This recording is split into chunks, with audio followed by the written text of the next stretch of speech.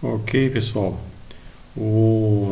Retomando então o assunto sobre o Manual Técnico de Limites e Confrontações, há um capítulo nesse manual com as possibilidades, né, as previsões de alteração da parcela certificada. Então vamos imaginar uma situação assim, que vocês fizeram o levantamento, tudo dentro do padrão, da norma, dos manuais. Foi feita a certificação desse imóvel, o imóvel já está certificado, o imóvel está registrado em cartório, tudo certo, tudo como manda o figurino. Mas por alguma razão, alguma necessidade do proprietário, ele deseja fazer uma alteração nessa parcela já certificada. O limite vai sofrer alteração, por exemplo, por um processo de desmembramento. A parcela vai ser dividida em duas, em três, em quatro, em quantas forem, né? Ou a parcela vai ser unificada, ela vai ser remembrada com outra parcela confrontante a ela. Nesses casos, essa parcela certificada, ela precisa ser alterada. Então, o manual fala dessas duas possibilidades, né, do desmembramento ou do remembramento. E aí eu vou mostrar para vocês algumas figuras aqui, que são um resumo dos casos que aparecem no manual. Então, por exemplo, vamos começar pelo desmembramento. No desmembramento, há uma situação mais simples. Vamos pensar o seguinte. Eu tenho duas parcelas, a parcela A e a parcela B, e ambas já estão certificadas, tá? Tanto a parcela A é certificada, quanto a parcela B é certificada. E essa parcela B, ela vai ser dividida em duas, na parcela B1 e B2.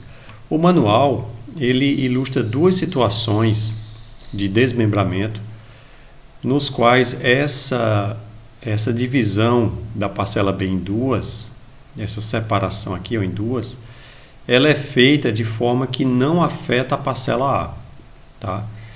Entenda o seguinte, ó, esse desmembramento da parcela B em nada afeta a parcela A. Tá? Tanto nesse caso, quanto nesse caso aqui, o desmembramento ocorre afetando apenas a parcela B. Então, o que é que diz o manual? Que nesse caso aqui, como a parcela B desmembrada não vai afetar a parcela A, tem que ser feito um pedido de cancelamento dessa certificação. Tá? Então é feito um cancelamento de certificação com qual justificativa? Com a justificativa de desmembramento.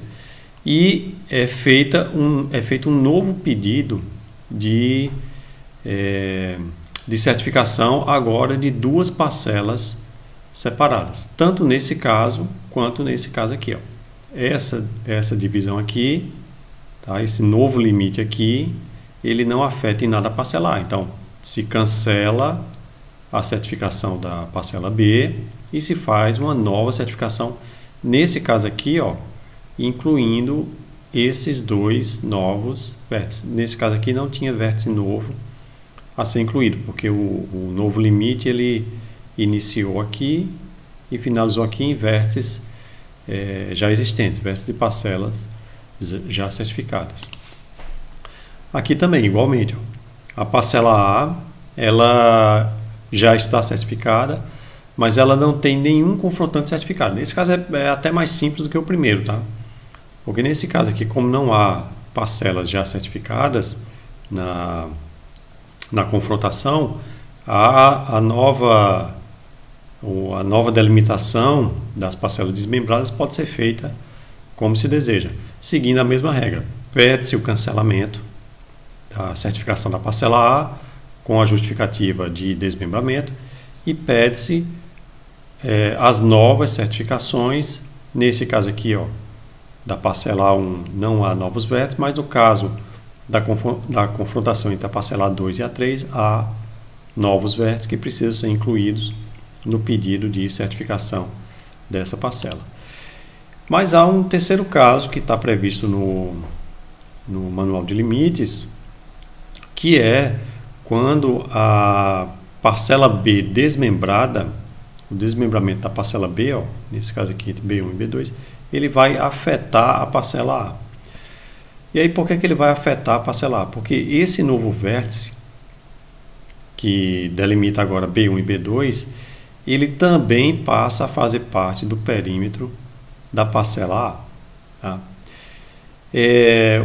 O manual ele não é exatamente claro no que deve ser feito. O que ele diz? Ele só diz que igualmente deve ser pedido um cancelamento, né, da parcela B, é feito um novo pedido de certificação para a parcela B1 e B2, só que esse vértice agora ele tem que fazer parte da parcela A. Tá? Ele afetou, ele alterou a descrição perimetral da parcela A, porque no caminhamento da parcela A, quando eu venho daqui para cá, agora tem uma mudança de confrontação, e aí conforme a própria norma técnica mudou a confrontação, tem que incluir um novo vértice. O que é que o manual diz? De maneira bastante superficial, ele diz que essa parcela A aqui tem que ser também cancelada e que tem que ser feito um novo pedido de certificação dela. E que agora o profissional que fez a parcela B vai se tornar corresponsável também pela parcela A. A explicação que está no manual, ela não diz exatamente o que vai acontecer, né? Porque não faz muito sentido que o profissional que está pedindo a certificação da parcela B, ele agora se torne responsável pela parcela A que ele não mediu, tá? Faz sentido que os vértices em comum sejam de corresponsabilidade dele. Então, tanto o profissional que fez a parcela A é responsável pelo vértice, como o profissional que atestou dentro da tolerância os vértices em comum, eles são corresponsáveis por ele. Mas não faz sentido que o profissional da parcela B seja agora responsável por vértice que ele não mediu. E não faz sentido que o proprietário da parcela B arque com a despesa, por exemplo, de que o profissional credenciado que fez a parcela B agora vai ter que reocupar esses vértices da parcela A. Então essa é uma situação que é um tanto nebulosa, né? Ela não é muito clara no manual sobre realmente o que deve ser feito. Há um outro manual lá entre aquele disponível no CIGEF, que é o manual de operação do próprio sistema. E o manual de operação também repete essas mesmas informações. Ele não é claro sobre o que deve acontecer.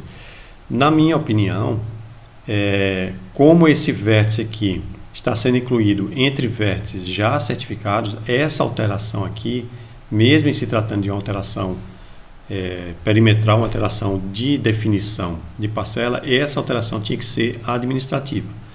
O profissional da parcela B, que executou a certificação da parcela B, ele deveria requerer somente para a parcela B, e o INCRA deveria, administrativamente, identificando a confrontação, fazer a inserção desse novo vértice na certificação da parcela A.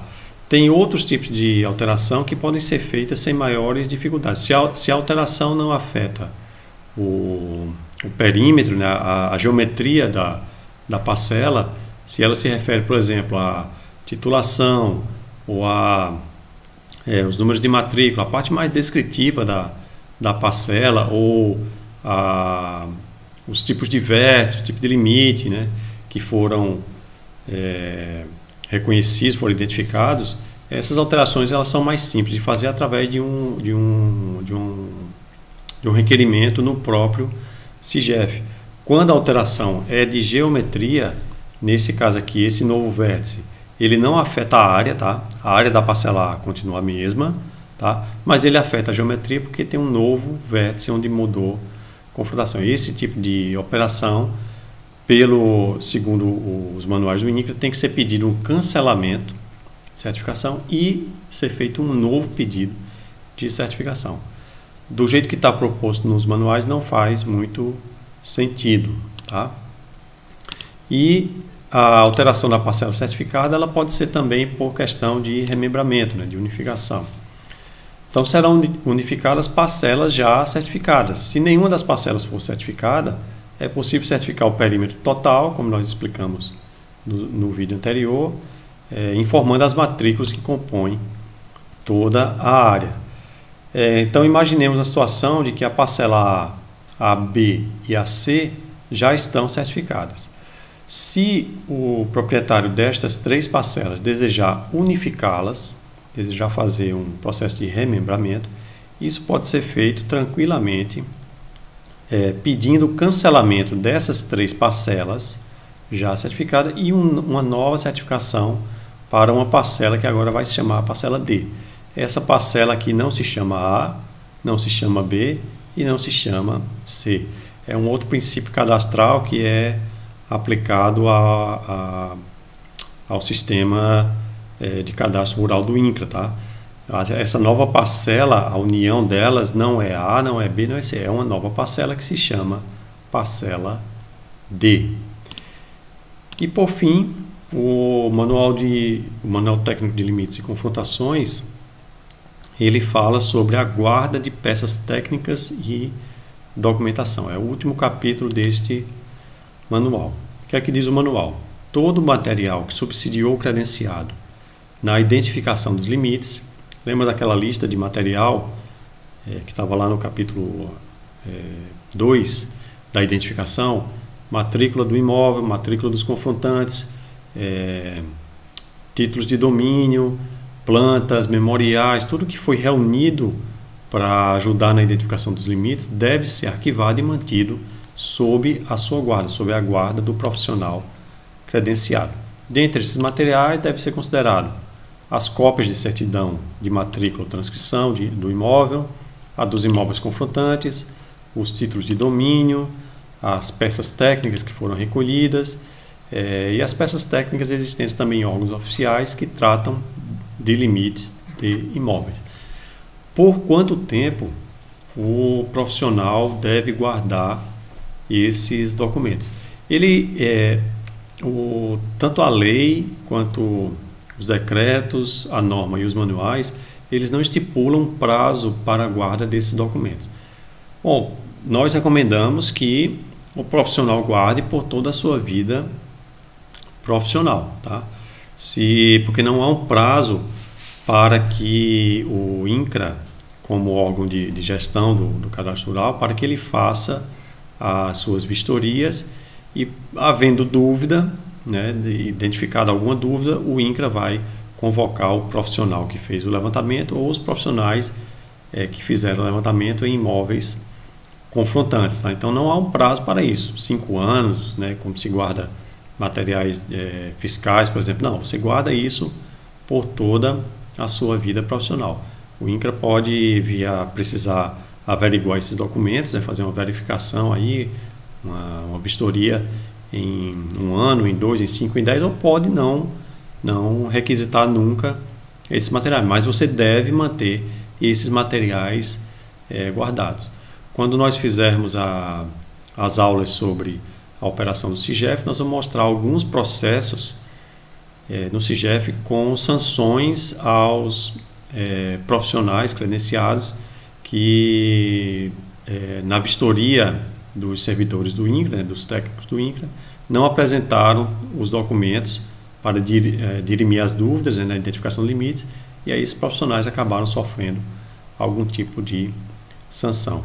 Eu vou encerrar esse vídeo aqui e nós retornamos com os próximos vídeos a respeito do manual técnico de posicionamento. Obrigado.